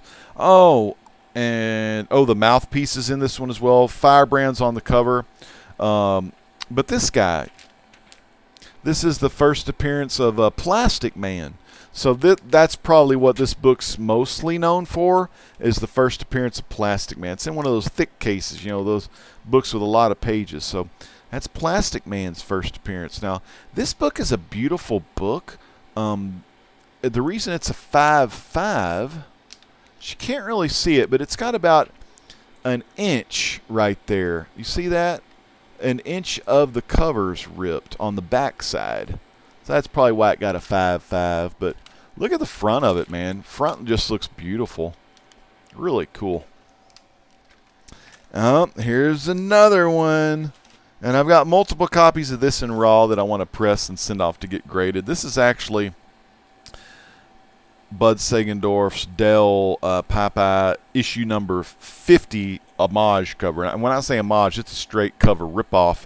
But this is Popeye #1, by story by Roger Langridge, the guy that did Snarked, and Bruce Azella on the interiors. But it was a 12-issue series by IDW, and it's all new Popeye comics, but by the stories about Roger Langridge, who's, of course, used a lot of his Bud Sagendorf, and, you know, used a lot of that stuff. But this is Popeye #1, the Diamond Retailer Summit variant. And did they do that in Chicago? Yeah, Chicago, April 11th through the 13th, 2012, and IDW handed those out there. But it's got the Jeep on there. Eugene, the Jeep. Hey, Eugene. I wish I could talk like Popeye. He's one of my favorites. Sometimes I can sing like him, though. All right, so this one's the one Contender always wants me to sell him. I don't know why. I mean, it's just one of the coolest damn modern stories that I've ever read. But it's the Saga #1, but it's the retail incentive variant, signed by Brian K. Vaughan and Fiona Staples. That's a really cool, beautiful book. That's a big boy book. This one's really cool. I don't know if many of you have seen this one. This is Saga Diamond Retailer Summit from 2014. It's got the Diamond Retailer Summit down there. And this is cool. It's her, she signed, it's kind of like Johnny Cage used to sign his autograph, say friendship, friendship. But it's our main character, and I haven't read this in so long, I don't even remember her damn name, but she's does this show that's like a fighting show, live type fighting show, and it's her, 8.5 by 10 with her signature. But it's the first appearance of Jenny, whatever, son of Prince Robot IV and Princess Robot's Born. And it's number 19, Diamond Retailer Summit variant cover. And one of my favorite series by Cullen Bunn, baby. This is the free comic book day edition, the 6th Gun, and it has a Brian Hurt sketch on it. Some of y'all call it remarks. I'm old school. I call it sketch, but see, it's got Drake Sinclair right there. That's sketched on there, signed by Cullen Bunn and Brian Hurt. 9.8. Love this series. And I'm also picking up Shadow Roads, which is the spiritual successor to 6th Gun, but I haven't started reading it yet because I got to finish reading this series, 6th Gun. I think I'm on issue in the 20s somewhere, maybe high 20s. This is 6th Gun #1, the regular, not the free comic book day, but just the regular release, signed by Cullen Bunn and Brian Hurt. Sorry for all that glare. This is one of my holy grails, 1949, Jubilee Publishing, one of the most rare, scarce books of all time. I never thought I'd own this book. Well, most of the stuff I thought I'd never own, but this is, there's only like, I think, 11 of these on the CGC census. This is a CBCS book, though, so I don't know how many are on the CBCS census, but it's off-white pages, which is pretty good. And man, it's just a beautiful book, I think. Three Stooges #1. You look in the Overstreet book. This one's one of those rare, scarce ones. But I love this book. Infinity cover. The cover's done by Norman Moore, who is the who was Mary Joan Howard, aka Mo Howard's daughter. Norman became the Three Stooges manager. So, and Norman Moore's buddy, his friend growing up, and art buddy is Joe Kubert. So we got Joe Kubert on the interiors here. So there it is again. It's an Infinity cover. See, they're selling the comic book of this book, but it's like Infinity. Very awesome. Like I said, second issue I got to get graded, and I want to get volume 2, every book in volume 2 graded, but I'm still missing some of the ones from volume 2. This is Three Stooges 1. I bought this raw. This is one of my early CGC submissions. More Joe Kubert and Norman Moore. And this is the first appearance of Shemp Howard in comics. This came out in '53, 2 years before Shemp passed away on that ride home from the boxing matches. But very cool. That's 7.0. That came back pretty damn high grade too. Now speaking of high grades, this is another high grade one. This is Three Stooges #2,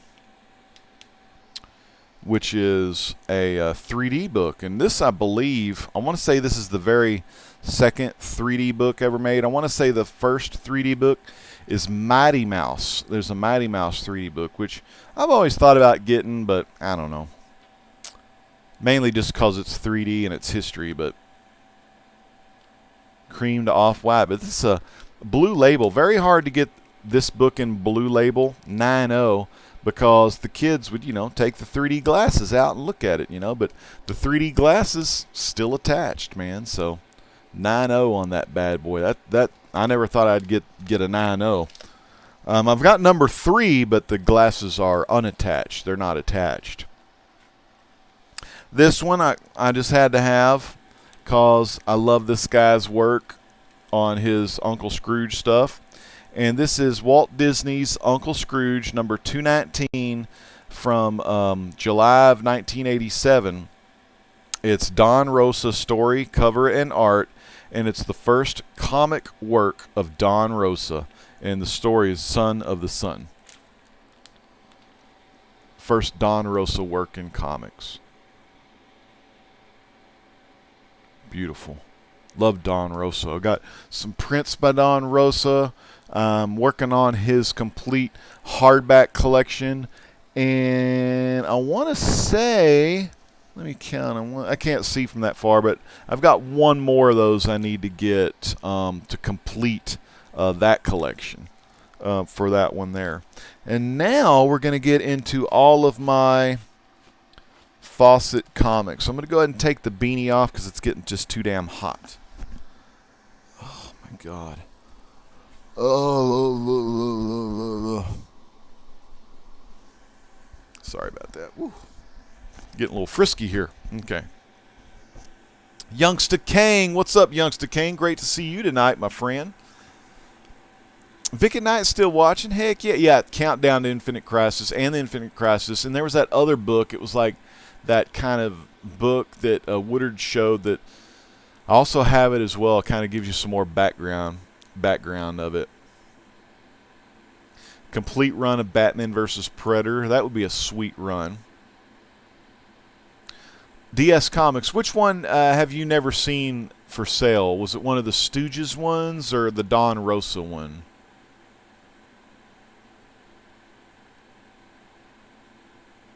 Let me know. Oh, yeah. Vic at Night says, Gorilla Grodd, when Disney buys DC from Warner Brothers, then you'll have your Batman versus Predator. Definitely. Yeah.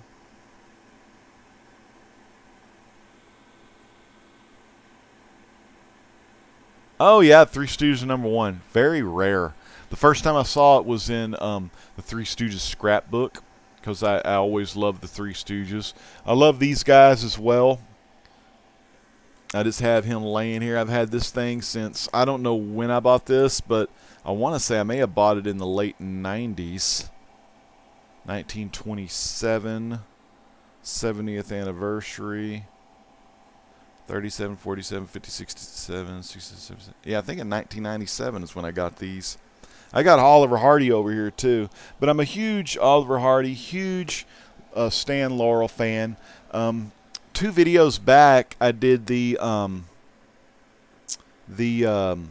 trailer review for or what do they call them? Reaction trailers. I've never really done one, but I did one on the Stan and Ollie starring John C. Reilly and old John. Is it Steve Coogan, I think? Super tough to find on the Abbott and Costello one. I'm thinking that one probably is Jubilee Publishing or St. John Publishing. They did a lot of those. Hey, JD, man, thank you so much again for your donations tonight, brother. You didn't have to do that, but I really appreciate you stopping by and doing that. I want everyone to make sure they check out JD. Make sure you subscribe to everyone in the chat, man. There are some great people. They have some great, like I said, they got great passion of all the kind of stuff they show. JD says, heading to bed, legend, this was awesome. King of the Slabs, Mr. TJ Watson would love this. I will see you all later and participate in my thankful. God is great. God is love. Amen to that. God does a lot of good things, and without him, I wouldn't have all these books here. That's for sure. All right, so let's go. We only have 1, 2, 3, 4, 5, 6, 7 more books. This is my faucet collection that's graded. I have other books as well, like Talkie Tawny and some other little hidden gems that I want to work on. Do you have any early King comics with Popeye? I do, I think. I want to say Aim High Comics sent me one of those. I just have to find it. It's around here somewhere. I think it's the only King comics one I have. Mainly most of my stuff is going to be from 4-Color. I want to get all the 4-Color Popeye-related books from Volume 1 and Volume 2. I already got Volume 1s done, but I want to get those graded, just to have them slabbed. But my Popeye #1 by Dell, and then when they went to Gold Key, I have those in reprints from IDW, and they're really solid and just great feel to them. So I'm probably never going to buy those since I've got them in reprint up to issue, I want to say 60. I mean, I could maybe get, or was it 65? I can't remember, but they went about pretty far. I wish they would have done the whole run, but they didn't. This one here is cool.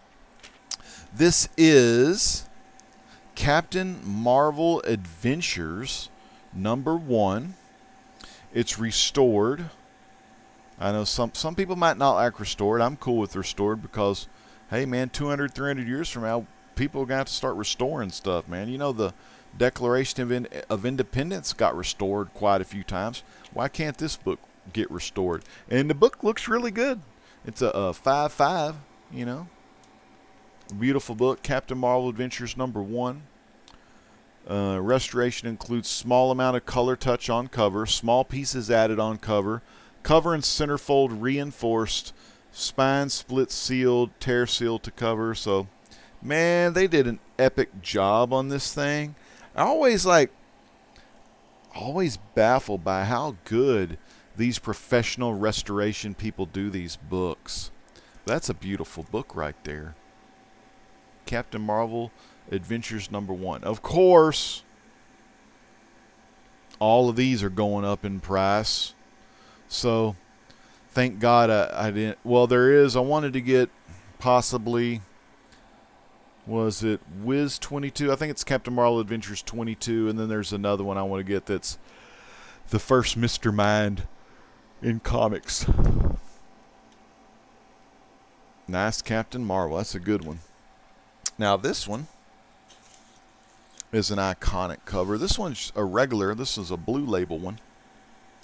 And it's Captain Marvel Adventures #3. And it has that cool silver lightning bolt coming down. Very cool. And that's a high grade. That's a 7.0. It's a real high grade book. Like I said, I mean, a lot of this stuff I got like when I first got back into collecting, a lot of them around. Some of these I got, not too long ago, but a lot of the big ones I got, years ago. And I say years ago, like 2012 2012, 13, 2014, even though it's 2018, as far as collectibles go, 4 years, a lot of stuff does go up in price, especially when they keep making movies of these characters, and then it just kind of raises the price again. This is one of the ones I bought raw. That one and that one, I think I both bought. I'm pretty sure I got both of these raw.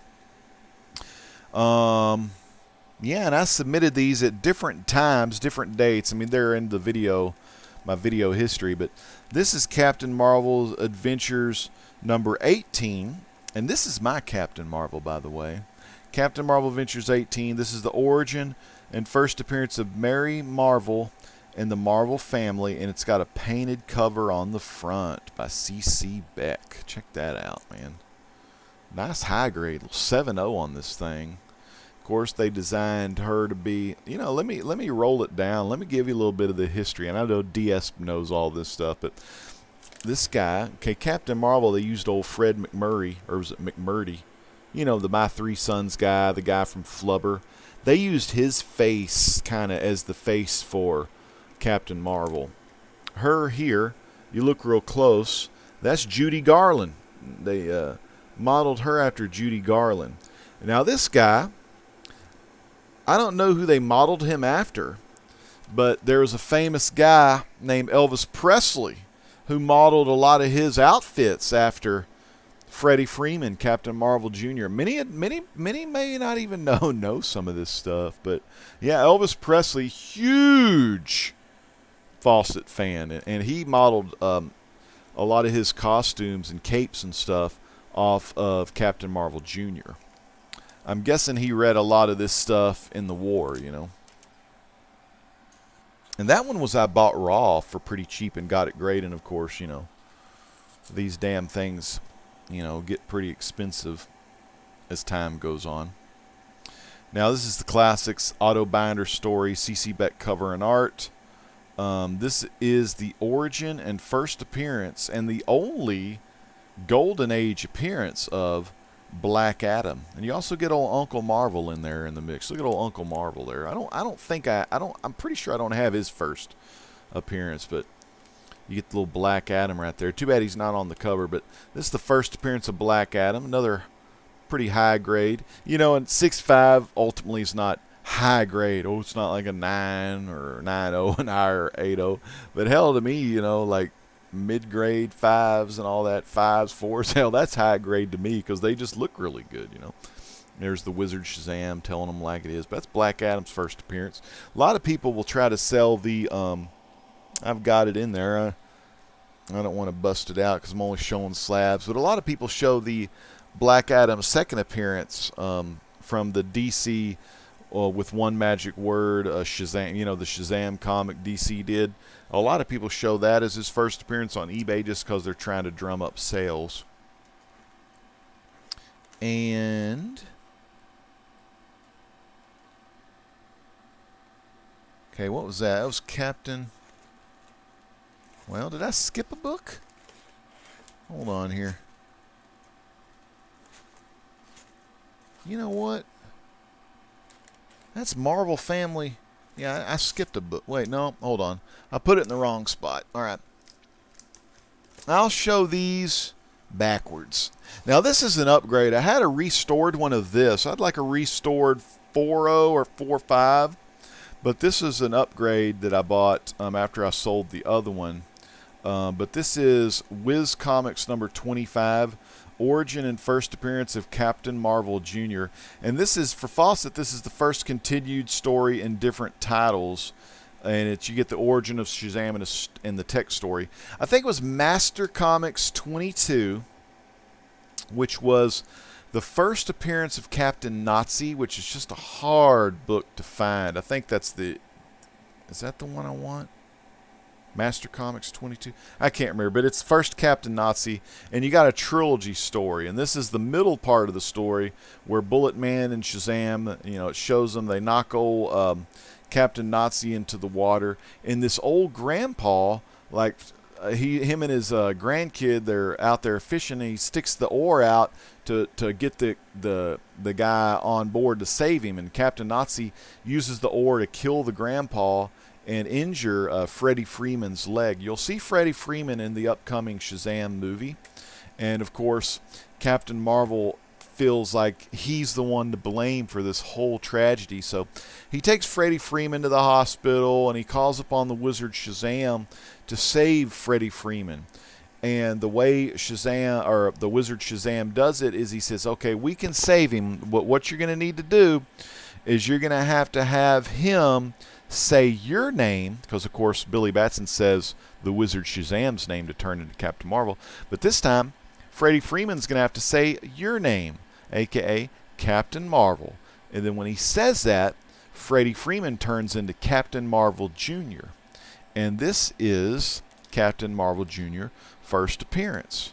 I like this grade, a good 6.0. It's a good upgrade, and it was just so hard to find it in a blue label, you know. Then, 2 more books. This is a restored grade. Restoration, small amount of color touch on cover, pieces added to the cover, cover reinforced, cover re-glossed. And this is Wiz Comics number 3, parentheses number 2, but this is the second appearance of Captain Marvel. Love that cover. And these restored books, you know, like I said, some people don't like restored, but man, look at the beautiful job those professional restoration people did on that thing. I think that's just stunning, man. Fighting some of them Krauts, them Germans. Hope I didn't offend any of my German brothers. That's just how times were back then. And then, you know, you've seen the Three Stooges number 1. You've seen Fantastic Four number 1. This is my third big-time Holy Grail. This one is restoration. It includes color touch, pieces added, spine split sealed, cleaned, reinforced, all 3 edges trimmed. Man, they went the whole 9 yards on this. But it's a 7.5, and it's Wiz Comics number 2. First appearance of Savannah, aka who would be on Thaddeus Savannah, Dr. Savannah, Golden Arrow, Dan Dare, Lance O'Casey, Spy Smasher, and Ibis. But most importantly, the origin and first appearance of Captain Marvel, 7.5. That's just a, you know, this is one of those things also, you know, I'd never thought I'd ever own something like this. But years ago, there was a guy named Chris Schwartz. You can look him up in your Overstreet Price Guide. He's an Overstreet Price Guide advisor. Masked Marvel, another YouTuber on here that has been watching me for years. He says, Rob, you've been looking for that book? I was like, yeah, you know, have you seen it? He says, yeah, check this out. He sends me the link. And I met this guy, Chris Schwartz. I think I made him a buy it now offer. I'm not going to give you the price, but, you know, it's a 4-figure. It's a big boy book. But now, you know, of course, it's a 5-figure book because, you know, movies. But 7.5, man, pretty, you know what? Yeah, someone was trying to sell this, or maybe they did sell this book. Exact same. Not the same, but it was a 7.5 restored. They sold this thing for a lot of money on eBay, like completed auctions. It was insane. But, man, I'm so glad to have it in the collection. Wiz Comics number 2. And those are all of my slabs that I currently own, you know. And I wanted to do this video eventually, you know, just showing my slabs, you know, a current slab inventory or whatnot. But after I watched C. Woodard and you know, C. Woodard let me know to, you know, check out TJ Watson's latest video today. And, man, this box is heavy as heck. I may put this one on the bottom then. Oh, my gosh. Ugh. Oh. But, you know, so I watched TJ's video, and it was just real good. I mean, you don't, sometimes, you know, we're on here to escape things that go on in our real life, in our day-to-day lives. Things we're going through at home, whether it be, family strife. Maybe you got a problem at your job. Things aren't working the way. Maybe you got some financial troubles. Maybe, your best friend turned against you, or you lost a good friend. Maybe one of your good friends passed away. And you're so distraught with all your feelings, all your emotions. Just a lot of bad stuff happens, and it happens a lot more today in the world we live in today, with the advent of the social media, the divide amongst the country. Hell, you got people that are divided on comic books, and people fight about that. People fight about who's the president, or who's this, or who's that, or shall we, fight about something else? And it's real easy for people to get behind a keyboard and, comment on message boards, or rag on somebody, or talk some crap about people, or, whether it be thumbing down videos, if that's like, something or whatnot. But it takes a real man and a real woman to put themselves on camera and let them know what they're feeling. That's sometimes, we try to relate it to our passion, and we'll relate stuff to comics. But it's really hard sometimes to come in front of a camera and talk about issues that you may be having, that's stressing you the hell out. You know what I mean? But I want each and every one of you to know that are watching me, that are going to watch TJ, that watch other people around here.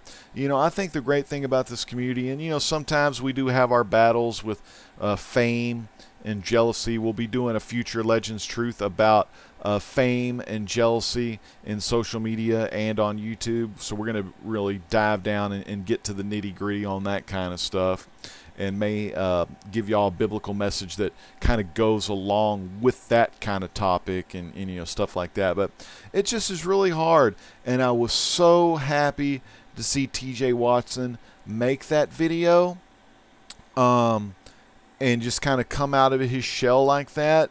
And I really wish a lot of people would do the same, because I really love seeing other people's comic book collections. I love to hear people talk about some of their favorite stories as well. But I'm kind of an odd duck, because to me, and we love our hobbies, we love our collections, but to me personally, all of this stuff is materialistic possessions. And it's some stuff I'm not going to be able to take with me when I die, when my time has come on this earth. I'm not going to be able to take this kind of stuff with me. So the best thing that I get out of YouTube is meeting each and every one of you and learning, your likes, dislikes about comics and all that stuff. But it's more than that. When you meet people at cons, like Chad from the Comic Corps went to the Baltimore Comic Con along with Drew and Spider Grandpa. Comics Misexplained, the real comic book talk was there. Pocan Joe was in the house. I mean, I'm probably missing out a lot of people. I know Charlton 66. I know Howler Mouse went there. I know tons of other people went there to these things. And what's really cool is when these groups of people, when these fans, the ones that show their comic books on YouTube, they go to these big events, I think it's just so cool that they get to see some of the other people that they've met here in our YouTube comic book community. And it shows the world that, we may all be people on YouTube with videos and showing stuff, but man, to meet each other in real life and, to shake a hand or, to give a hug, that really means something, So I think that's probably the most special thing that I've learned in the comic book community. It's not so much about the next guy showing like some real popular books or whatever, or, like money books or crap like that. I think it's more than I think. I wish out there, I wish if there was something I could teach each and every one of you that watch videos is don't subscribe to the people that are just having show and tell, but subscribe to the people that let you into their world through their stories and their life experiences. Those are some of my favorite channels, that I've when I got into the community, I watched, Howler Mouse and Captain Strangelaughter and Hippies Collectibles and those people like that. And they really, invite you in to their personal lives. And that's kind of some of my favorite stuff. And I'm so proud of TJ Watson because he did that today. He took that, to me, that's kind of like one of those first steps. It's kind of like where you're like, okay, I showed all this stuff, but now I'm going to show you this stuff. What's in my mind, what's in my heart. And that's just a great place to start, on YouTube. And I had to get a little rhyme in there because I don't think I've rhymed the whole night. So, again, I want to thank each and every one of you for watching tonight. This has been a fun video, a great video. I don't know if you really learned anything, but it wasn't about learning anything tonight. It was all about showing a lot of love for TJ Watson. So if you're watching this video and, maybe I touched a chord with you, or you watch TJ's video and he's touched a chord with you, make a video, man. Make a video, show some of your slabs, and give it up. Give some love for the King of Slabs, TJ Watson. Again, I want to wish everyone a great night. God bless each and every one of you. Have a great week, and we'll see you on Saturday night for Legends Live Auction, which is October 6th, I believe, this Saturday at 9 p.m. Central Standard Time. Also, check out the Comic Corps this Friday. Chad from the Comic Corps. They're going to be having a lot of fun. They're going to be interviewing some folks from Action Labs, the people that do the Zombie Tramp and the Doll Lady? Doll Girl? I don't know. I don't really read those. Doll Face? I don't know. But the Action Labs people, we're going to have those on Comic Corps. I want you to come see us on Comic Corps and just have a great week. This is a great legend, everybody. Whoop. Whoa, what the heck? God, am I getting old? What's the deal? All right, let me get to my main camera here. Alfred83, big shout out. You're a little late, but that's okay. We love you anyway. A big shout out to Vic. Man, Vic, thank you so much. And I want to give a big shout out to JD for their generous donations tonight. Y'all didn't have to do that, but what I do with these donations is I buy more comics, and it allows me to possibly, get some more stuff and sell some stuff cheap on the Legends Live auction for everybody. So I'm very thankful for the Super Chat donations that both of you guys donated tonight. And that's about it. Like I said, Friday Comic Corps, this Saturday Legends Live auction, and maybe Sunday if the Super Showdown PPV is good on Saturday night. I'm going to have to watch it on Sunday because our auctions usually go 4 hours, but, we have a lot of fun on there. We're going to have Jesse from JLS Comic Conversation, and we're going to have Edwin, Strictly Comics. Both of those guys are going to be on the auction along with me, Who Dat Comics and Movies, Big Bear Comics. Brandon Stawinski ought to be there. A plethora of other folks will be there too on Legends Live Auction, so make sure you check that out. We're going to have a lot of great deals. And TJ Watson, brother, we love you, man, and we really appreciate everything you do for the community. We appreciate your story that you shared today, and I encourage each and every one of you to make a video. Show some slabs. Show some books you want to get slabbed. If you don't have no slabs, go to the marble slab. Get some ice cream or something.